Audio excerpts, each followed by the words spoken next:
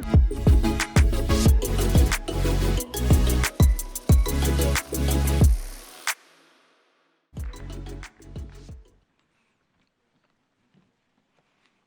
never presented before. Well, I lied.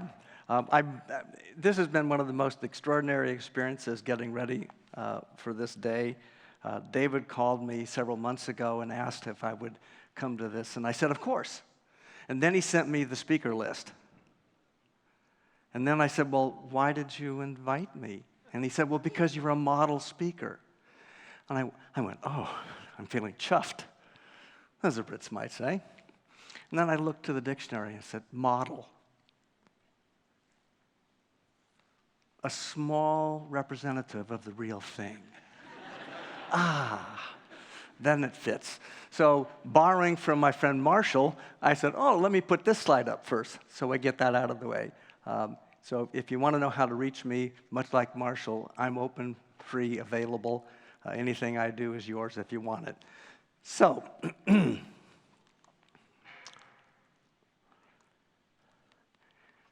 this is a question we'll keep in front. What are you pretending not to know? Now, there's a corollary. What are you pretending to know? Now, if we're going to talk about clear space, if I'm pretending that I know something, and several people today have addressed that, you know, the imposter phenomena. If I'm pretending that I'm good at something, trying to fake my way through it, there's no clarity up there. I've got a lot of clutter to maintain. So the other side of that, well, I guess I did the pretending to know side first. Pretending not to know something is equally challenging. And pretending to know something, we create risk. Pretending not to know something, we invite risk. So with that kind of thing in mind, let me start with a baby tiny story. I'm going to challenge the rational side of the brain, not as something to be disavowed, but to used in proper perspective. And I'm going to invite our presence into what we might call the intuitive side. Now, intuition can be called a lot of things. It can be called spiritual awareness, divine awareness, natural knowing, inner knowing. I don't care what you call it because it never named itself. It's just busy being true. We have access to something. And if you like to look at the history of words, look up intuition, because it comes from the ancient Latin, the Vulgate Latin, and simply means to look at.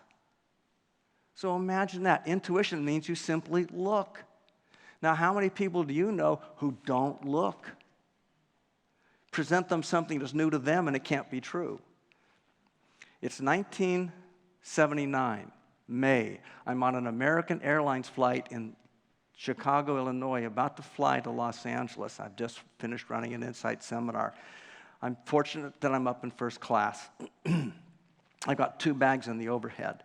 And as the clock is ticking and is cutting close to departure time, I'm just going, I don't know. In fact, I just stand up and I grab the bags, and the purser says, Mr. Bishop, what are you doing?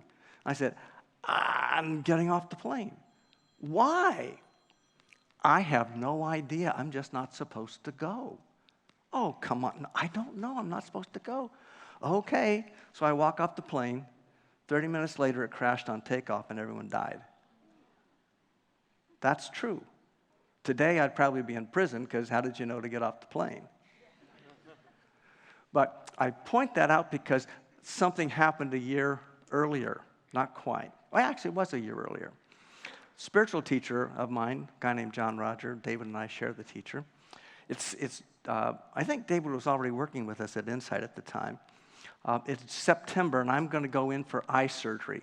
That thing that's called radiokeratotomy, where they put little slits and it puts the lens back and focuses the eye and all that kind of stuff.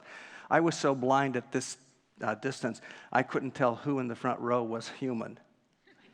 Seriously. Without glasses, I mean, let alone male, female. At this point, you could have been dogs, animals, mannequins, or nothing. So this is a big deal for me.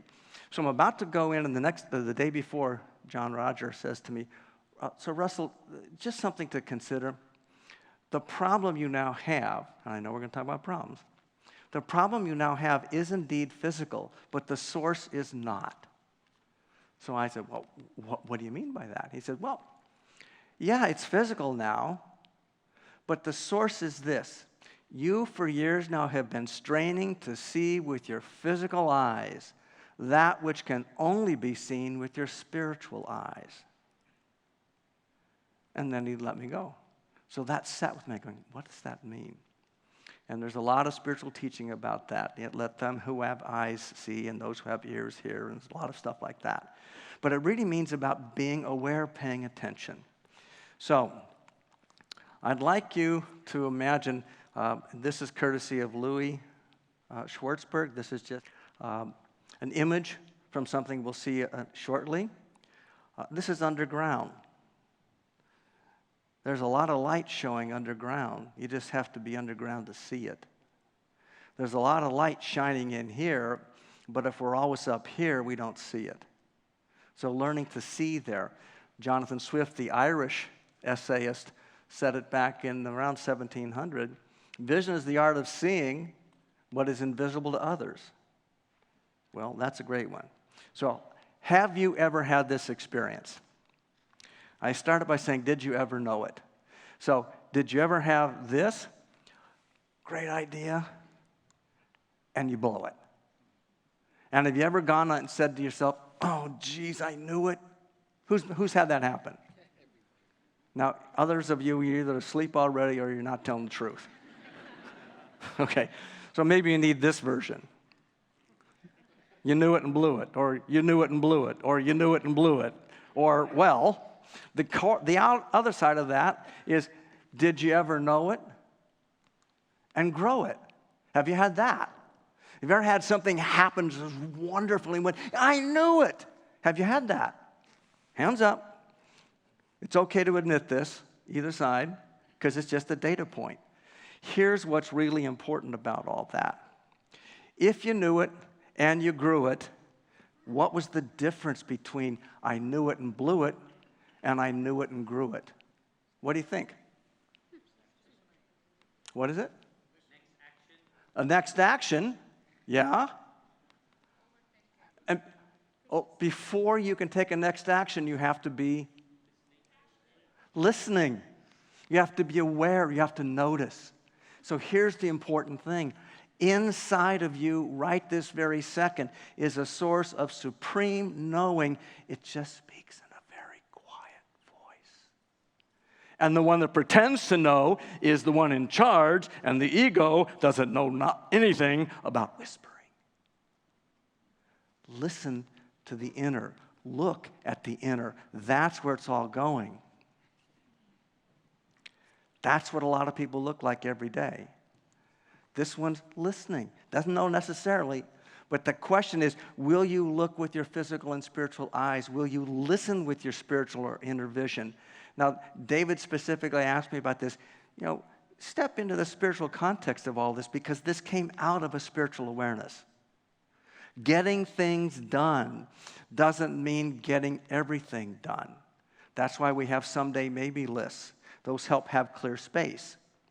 We get done that which we get done because it creates completion.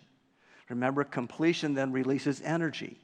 Energy gives us the opportunity for the next thing. But one of the ways you can complete something is to go, no, it's as done as it's going to get. David and I frequently exchange the notion that every single thing that's on a next action list is actually a someday maybe based on what I'm doing right now.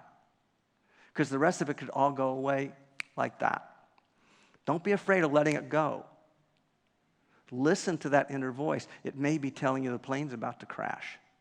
It may be a physical plane, but it may be the project plane.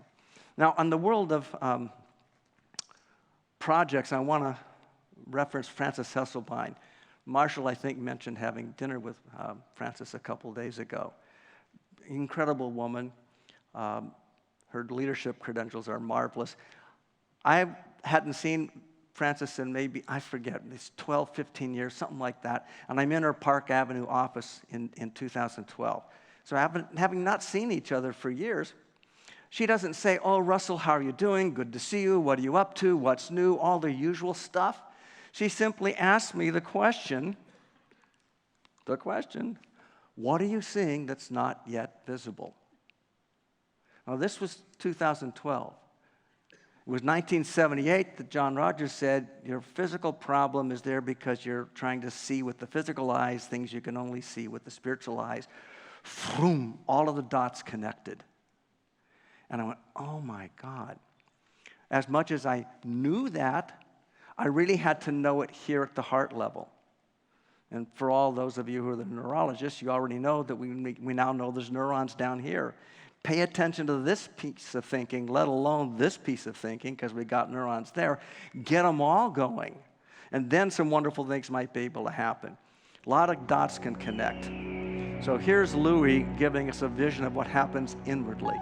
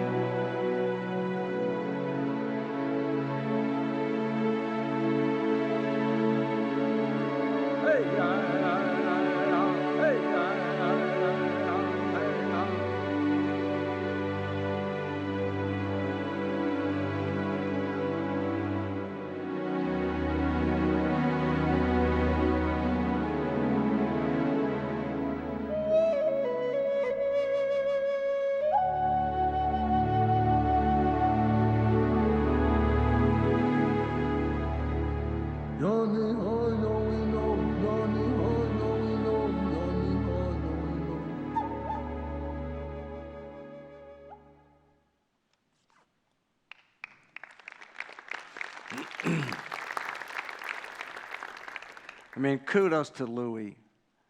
What it takes to do that. For over 40 years, he's been shooting time-lapse photography 24/7. That's how he gets these amazing images, and then what he can do back in the studio. But what I love about that you just saw is that it's such a perfect metaphor for each of us in our own life. If you're in the southwest of America, you could be standing right on top of that cave and not know it.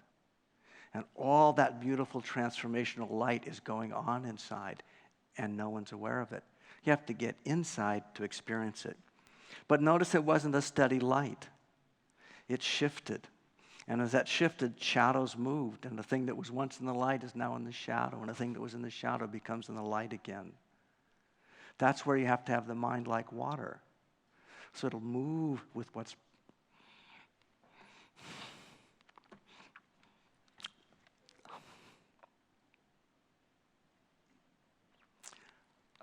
It hits me.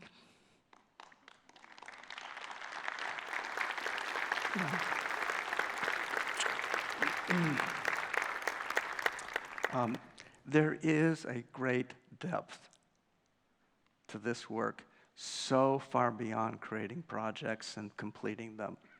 But yet it's the perfect metaphor for moving to that deeper state. And have you ever noticed that when you complete something and you've acknowledged it, remember that part of the cycle, you have to acknowledge it. Once you've acknowledged it, it opens up the space to receive even more. More what? More insight, more awareness, more inspiration. A lot of possibilities. Again, I have a spiritual perspective, but whatever it is that I call spiritual didn't name itself. I love that. So you can call it whatever you want. Inner knowing, intuition. How do you access that? There's a Einstein quote that's been shared earlier. Louis used it in one of his pieces. I think it was used again earlier today. How do you stand in wonder and awe if your mind's cluttered? Doesn't work. This is also Einstein. Now, it'd be hard-pressed to think of somebody more logical or rational, and yet he said logic will get you from A to B, but intuition gets you everywhere. But remember, the Latin root of intuition simply means to look at. So we've heard from, whether it was Dan just now or anybody else that referenced it today, you've got to take time to stop and move into a space that becomes more refreshing, more restorative, that allows. One of my favorite things to do, especially around any project, is to have a discussion with somebody and then to sit down and invite what I call that inner knowing, the inner knower, the inner teacher, the inner master, your spirit guide, call it whatever you want. Invite that presence. And when some presence shows up, it may take a form you know and it may take a form you don't know. Whatever shows up, tell it what you just discussed. And then let it have a voice and answer back to you. It may say, good track. It may say, what are you pretending not to know? It may give you more specific advice. Give yourself the opportunity to see what's being shown, and remember, it's always below the surface. I love that. How do you access intuition? That's what I do most of these days with people, is help them access the source of their own intuition. As Marshall and I were discussing earlier, neither of us give advice. We simply ask questions. Advice is the good idea that I can't make work. Here, you try it. That's how I started my career. Yeah, that didn't work. But if we could ask the right questions, what are you wanting to produce? Eric Hoffer was a longshoreman in San Francisco, a philosopher as well and a poet, and he said, paraphrasing, you can never get enough of what you don't really want. He actually said you can never get enough of what you don't really need to make you happy. Marshall led off today. What did you do today? What did you do yesterday to make things happier? Well, it isn't going to be how many things we stacked up, because the thing is never the source of the fulfillment.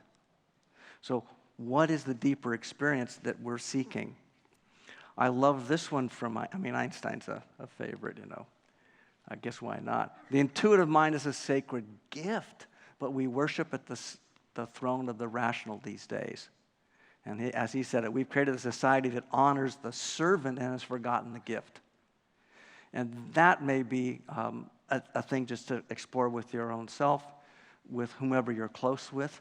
How can I move to a deeper level of natural knowing? You have to invite its presence. That inner knowing is there, but it's like a physical muscle. In our practice, we like to say we do spiritual exercises, meaning it's a form of meditation and inner work, to get stronger there, much like you would do some kind of physical exercise to get strong physically. Give yourself that time to do the restorative work, to exercise and develop the inner fulfillment. It'll be very practical. I was going to say, it's a great practice, but then in school, a teacher once said, practice makes perfect. A few days later, she said, nobody's perfect. I decided not to practice. Okay, I stole that from a comedian. Now, this is a frame on problem solving versus creative imagination. When you're courting a nice girl, an hour seems like a second. When you sit on a red-hot cinder, a second seems like an hour. That's relativity. Well, a good friend of David and mine, a guy named Erwin Carasso, has created several multi-million-dollar businesses, starting when he was 19. Real entrepreneur, created the natural foods business in the U.S., and organic foods, really the distribution of it, major guy. I asked him for my book, Erwin, you must have encountered so many problems. How did you solve them? He said, easy, I never had a problem.